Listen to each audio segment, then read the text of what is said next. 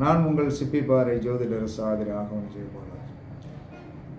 மாந்தி மூலமாக எந்த ஒரு மனிதனுக்கும் பொருளாதார வளர்ச்சி ஏற்பட வேண்டும் என்று சொன்னார். மாந்தி மூலமாக எந்த ஒரு மனிதனுக்கும் பொருளாதார வளர்ச்சி ஏற்பட வேண்டும் என்று சொன்னால், மாந்தி நின்ற நட்சத்திரத்திற்குண்டான உணவை சாப்பிடக்கூடாது.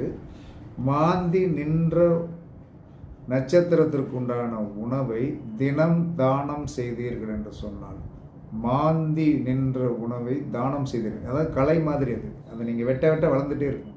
அப்போ வெட்ட வெட்ட வளர்ந்துட்டே இருக்கும் அப்படின்னு சொல்லி வரும்போது, மாந்தி நின்ற உணவை நீங்கள் தானம் பண்ண பண்ண உங்களுடைய பொருளாதாரம் வளர்ச்சி அடையும். ஒருத்தருக்கு அசுவதியில் மாந்தி நின்றுன்னா முந்திரி பருப்பு சாப்பிடக்கூடாது. அதே மாதிரி எந்த 27 நட்சத்திரத்திற்கும் உணவுகள் இருக்குது. அதை பார்த்து தெரிந்து பயன்